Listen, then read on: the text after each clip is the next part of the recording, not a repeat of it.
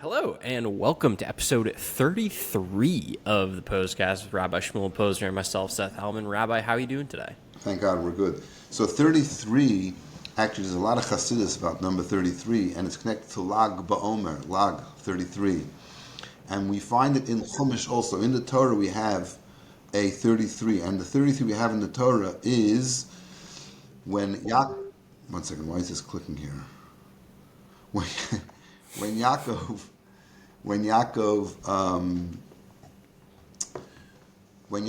and makes a deal. No, was it Yaakov? With Lavan, yeah. With Lavan, and he says, Eid Hagal Hazeh. When Yaakov leaves with Rachel and Leah and Bill and Zilpah and 11 kids, there's a gal. Gal means a pile of stones, like a barrier. And we will not pass over this barrier, not cross through the barrier. And in the Maimer, interestingly, it says that this is the separation between Yaakov and Lavan. Lavan represents physicality, and Lavan is physicality, and Yaakov is spirituality. But a gal is not a wall. It's not a strong boundary. It's a pile of stones. You can pass through it. You can separate them. So the idea is that spirituality can cross over into physicality when it needs the physicality to elevate the physicality. So it's not a hard boundary that never cross. Don't cross this to do harm, but to do good you can't cross. So this is 33. So we're in a very interesting time now. I know you say, Saran, you've moved out of Boston, as we spoke last week, but I know that your heart, part of it is still here. You still haven't forgotten us and you still love us dearly. So stuff is going on. It's in the press, in the media, you find a lot about what's college campuses. There was a hearing in Congress yesterday with college presidents, and one little bit of it got blasted all over the world about not being able. Two presidents of universities, Harvard and UPenn, were not able to, Penn University, were not able to say yes, that calling for genocide of the Jews is bullying and harassment.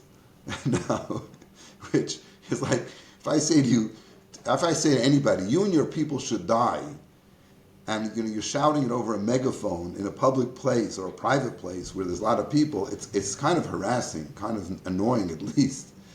Anyway, right, and I mean the line of questioning came from discussing the term intifada, which in and of itself, you look at the two, what we call the first and second intifada nowadays, looking back on it, there was a ridiculous amount of just straight up civilian deaths and terror attacks during those intifadas, right? So to say that people are making the argument that it's intifada just means uprising against an oppressor and whatever, but the reality of what happens is very different from just an uprising, right? And it's very funny to me that we can sit here and people look at this hearing where they start along the line of talking about intifada, but then they just straight up ask the question: if someone were to call for a genocide against Jews, would that violate your code at Harvard or at UPenn? And they said it depended on the context, which makes no sense to me. Right. Like, what I don't understand is, how did we go from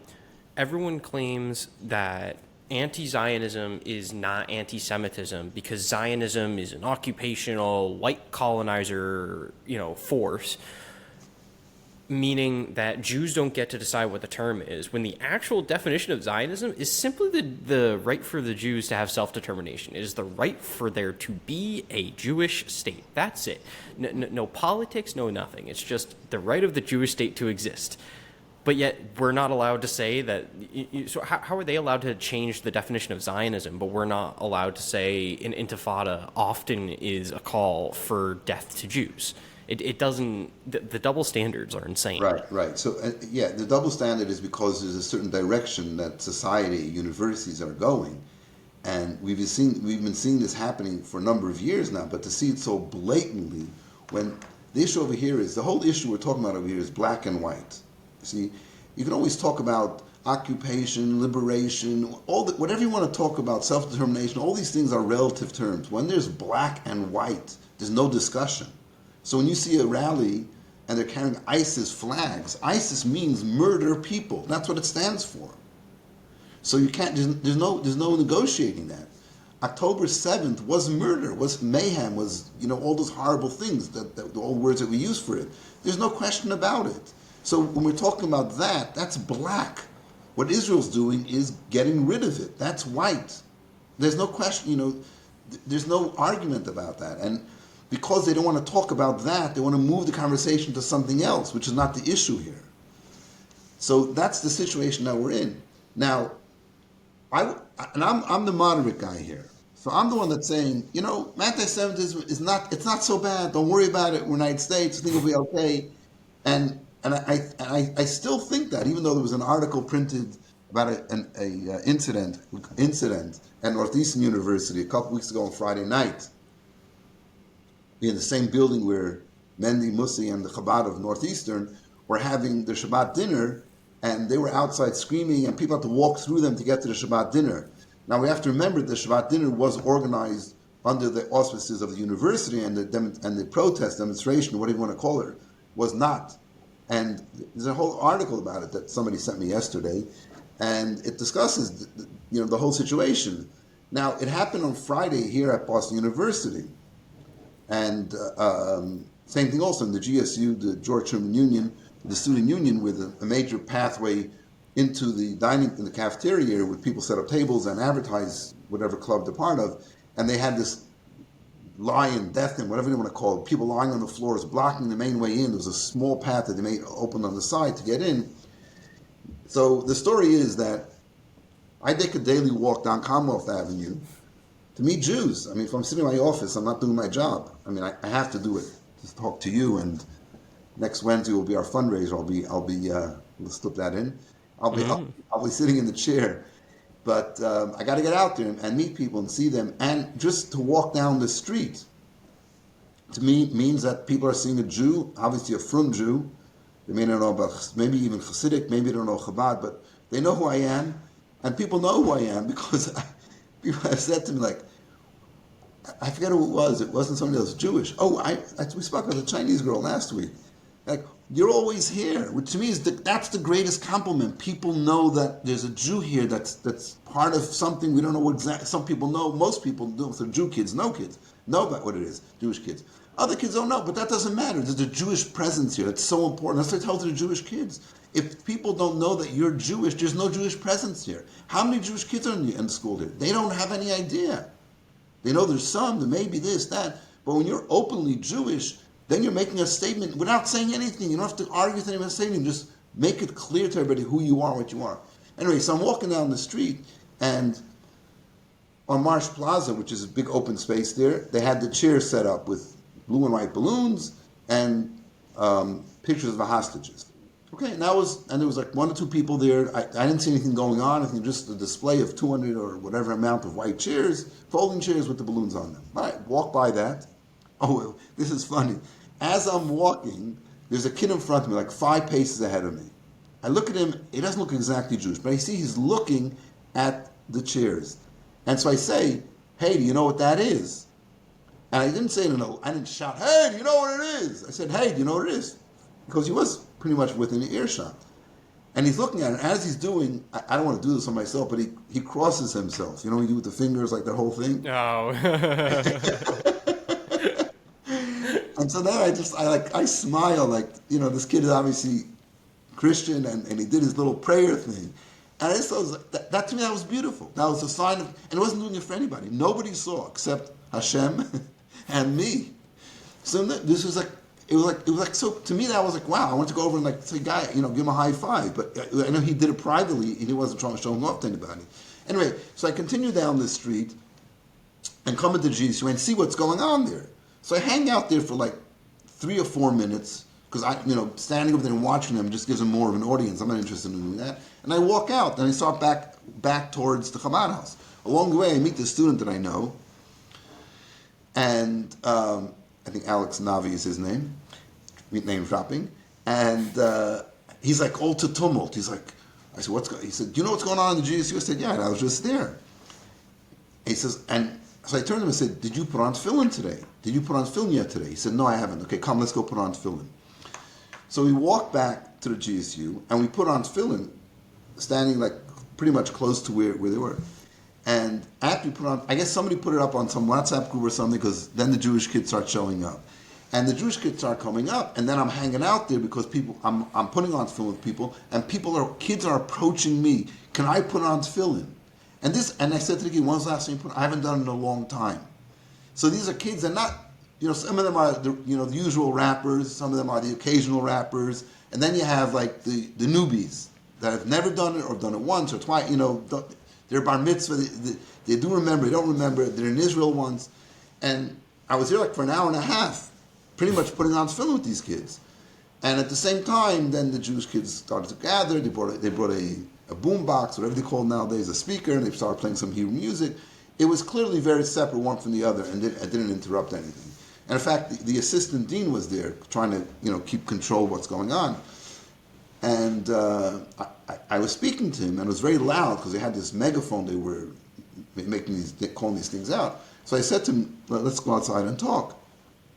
And my point to him was, I said to him, look, these kids are doing this demonstration. They have a right to demonstrate. Number one is they're blocking a major area where people are supposed to walk, which is illegal, which is dangerous. It's a fire hazard. I mean, if anybody else had gone and just set up there like a band and played music, they'd say you can't do that. I said, why don't you? And he said, no, we want to, people, emotions are hard. We want to let them do their thing, da-da-da-da-da. And as I'm talking to him, I said, let's walk outside because it's too loud in here, I can't talk. And I tried to reason with him, go over to them, say, look, you've been here for half an hour. It's really not right. You can't do this. And ask them to move. I'm not looking for a big confrontation here. He didn't want to do that. Okay.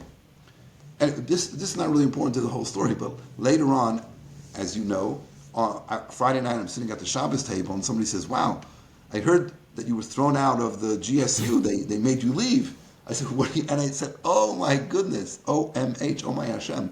I said, what are you talking about? I explained to them, because somebody had seen me talking to them outside, and it was an animated conversation to some degree. I animated, and they assumed that I had been asked to leave the GSU. If they had stuck around another 5 minutes, they would have seen me walk right back in and continue doing what I was doing. Anyway, so I thought it was interesting.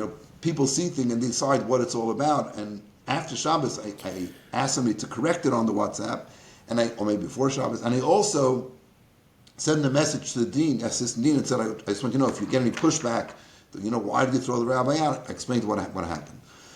And in fact, today, just let me finish. In fact, today, he's, after we're done here, he's going to be coming over for a meeting with me. I'm not exactly sure what he wants to talk about, but whatever it is, he's a nice guy, he's a friend, he means well, but the underlying thing over here is that there's this permissiveness, that this is okay, we have to let them do their thing. And that's a problem. However, the reason I'm telling you all this is because I got a message this morning and last night from Israel, from one of our alumni, like, oh, what's going on? I heard it's bad. And so what I did was I sent her the picture of me putting on tefillin in the GSU. Let's pull that up there. Yeah. One moment. I've got it. And this goes along with what I've always been saying. I said in the past few weeks, yes, things are not comfortable and they're out of control and we have to do something about it. But the main thing is, it's like the miracle of Chanukah. The miracle of Chanukah was, there was a war, right? And there was a war between the Hashmonaim and the Syrians, the Greeks, the Hellenists. There was a war. But what do? We light a menorah. Why? Because the menorah represents, the whole idea was, they didn't want to kill the Jews. They They wanted to destroy the spirituality of the Jewish people. Like we say, to destroy Torah Secha, the Torah of Hashem. Learn Torah intellectually, but get the godliness out of it. So therefore, to celebrate the fact we won a war doesn't really address what happened. The reason why they went to war is because to preserve the spirituality, the godliness of the Jewish people. And so I think in the situation we're now on campus, what we need to do is strengthen the Jewish identity of the students. They should feel stronger who they are. And then, it's like a tree. A tree, if it has weak roots, it falls over easy. If it has strong roots, like the Mishnah says, then even a strong wind won't knock it over. I believe the same thing is true. I don't believe this. I know it's a fact. That when Jews feel more strongly connected to Hashem, they're less affected by what's going on around them. That might be somewhat the winds of opposition, of controversy. affect them less. And I see this with kids. They're coming over, they want to put on tefillin.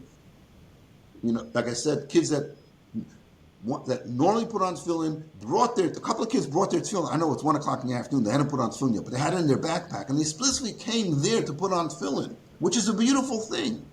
And even I was talking to the assistant dean, and he was saying, like, how come, why are you making this music? And these are his words, why are you stooping down to their level? Which is like, wait a second. So you yourself think that they're down, literally and figuratively, they're down. And we're playing some nice little music, whatever it was, Israeli songs or something. But that is the truth, that is down. And we have to lift ourselves up. The more we lift ourselves up, the less we'll be affected by what they're doing. And the angst that Jewish students are feeling in university will be alleviated by two things. First of all, which is a major thing, universities have to come to realize what the issue is, what the problem is. But for us, that's secondary. What's most important is for the Jewish people to be stronger internally with their connection to Yiddishkeit and to Hashem. So what I was going to say before is along the lines of the dean, you talking to him outside or whatever. The issue is that there's this sentiment amongst the students, right, where they feel as though the university doesn't have their back, right?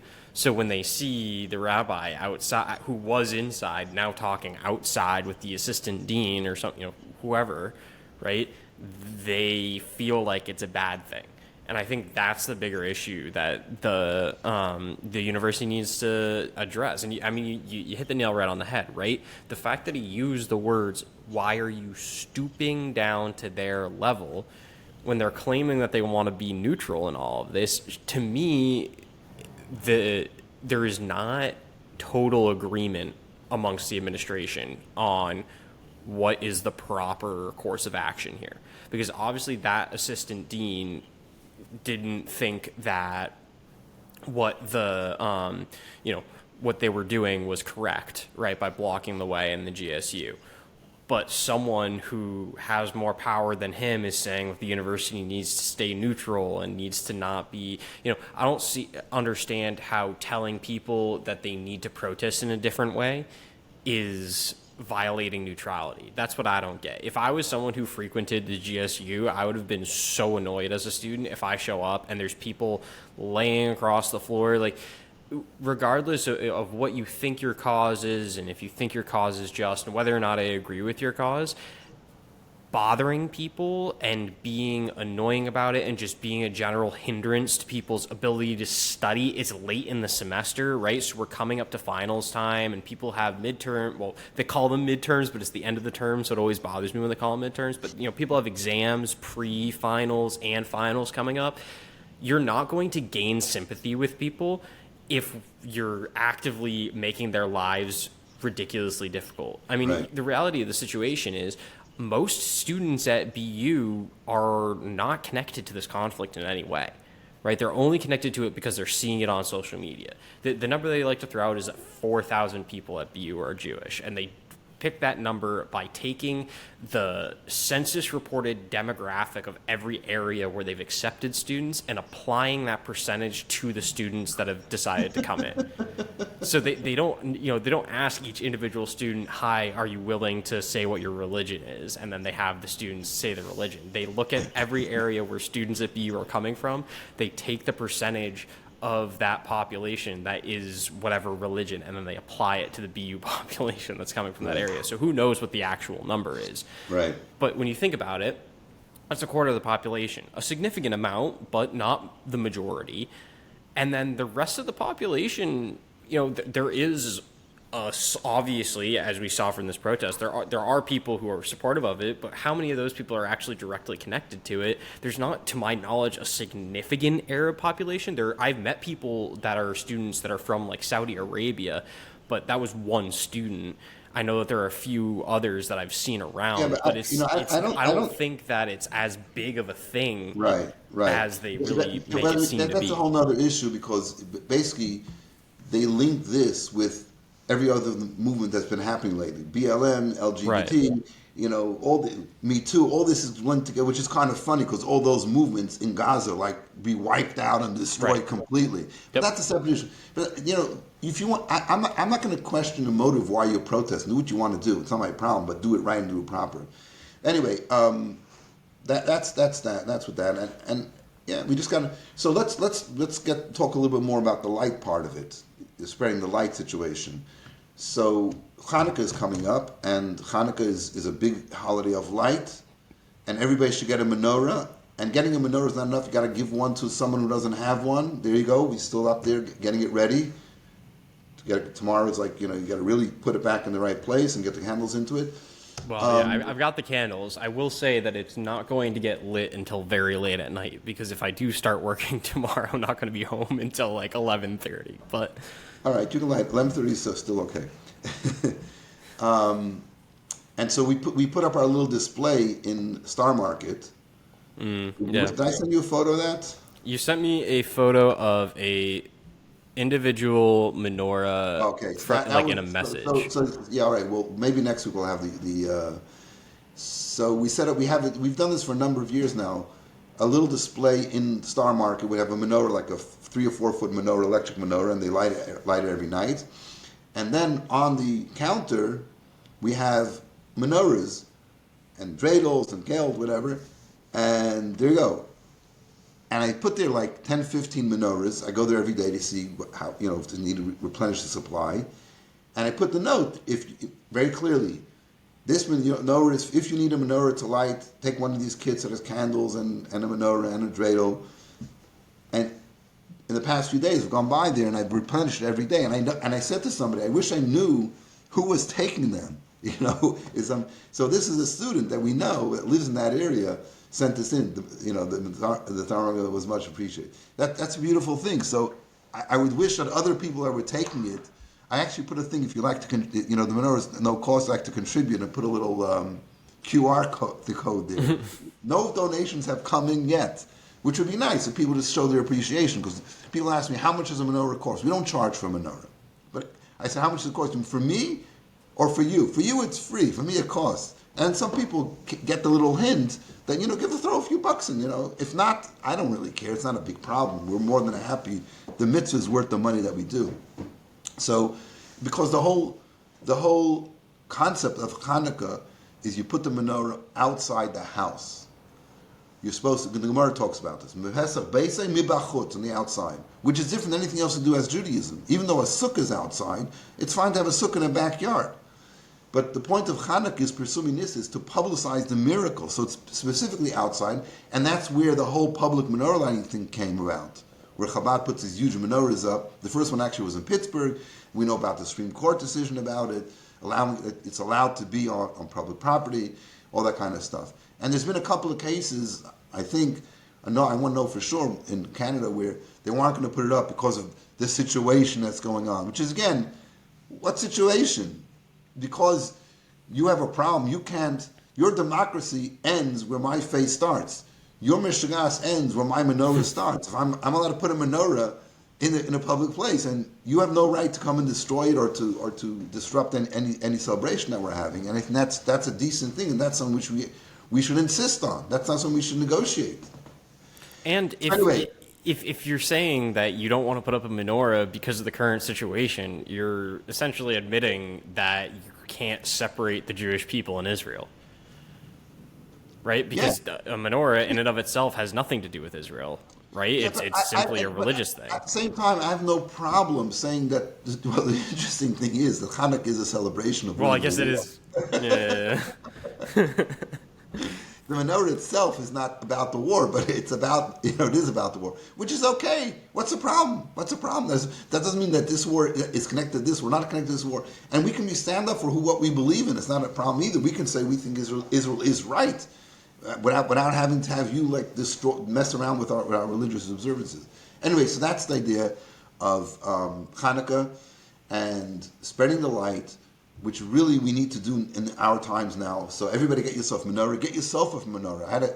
I got one guy I know who online order a menorah from a Chabad house in Chicago. Yeah, And I think you mentioned this last right? week. And then I got a menorah and gave him another one. My point is I gave him another one. I made him Right. another one. That's it. Somebody walks with a menorah, so here's one. You have a friend maybe that wants a menorah.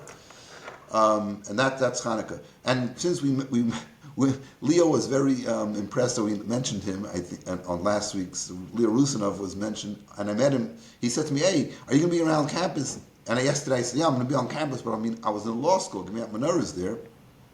And he said, "I'm going to drive by. Can you come out for 5 minutes?" And I happened to have one of the law students was there. I said, "Can you watch the table, give him out some menorahs? I'll be back in a few minutes." And went out and put on tefillin with him.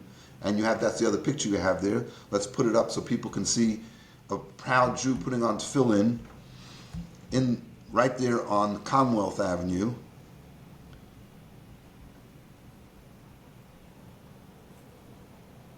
Boom. There we go. I love it. This is a very me outfit. I happen to have the exact same shirt from probably the same race, and he's wearing sweatpants. I love it. This is Now, great. what you notice over here, what is this over here? What is what? Bottom of the screen in front of Leo. The dog? Oh, you see the dog? Yeah. It's a big dog. I was trying to Yeah. get into my photography is not that great, but that's a big dog, and he's holding it there. So I had the spectacle of him holding on. He's holding on to the dog the whole time while he put on his tefillin.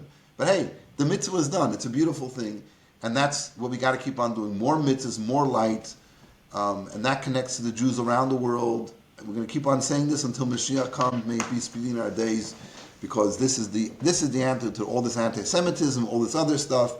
Be strong, be proud, be careful, but don't be worried. Be careful. Like somebody walked into GSU when I was here on Friday and said to me, "Is it dangerous to go through here?" And I was surprised. Like I said, "No, of course you can go." Like, but the fact that she asked that question is shocking. You're afraid to walk through a hallway in the university, but the answer is no. You don't have anything to be afraid about. Be strong, be proud, be careful, be holy, and have a happy Chanukah. Yeah. If you're in the Detroit area, I guess it's not really Detroit, I don't know, whatever. Tomorrow, there is Menorah in the D. I've been asked to help promote Menorah in the D. So they're calling one of the biggest menorah lightings in the world. It's tomorrow. It is at 5 o'clock. If you are interested in more information and for the exact location, because I still don't understand the area, so it's not New York. Okay, this is my problem. Detroit is the Instagram account is called Menorah in the D. So go to Instagram, go to Menorah in the D. I'm sure if you Google it, you'll be able to find something about it as well to find your specifics. Okay, now that that's done with, I have a little bit of complaining to do. This city is so weird to me because it's a hybrid between Manhattan and Boston. It's very small, like Boston, right? Like it doesn't have that big city feel to it. But it's on a grid like Manhattan. But then it's like Boston because the grid doesn't make any sense. It's not numbered. Like it's just it's funny too because Manhattan itself actually tilts a little bit towards like northeast, and Detroit is angled northwest. So it's literally just like the flip of it.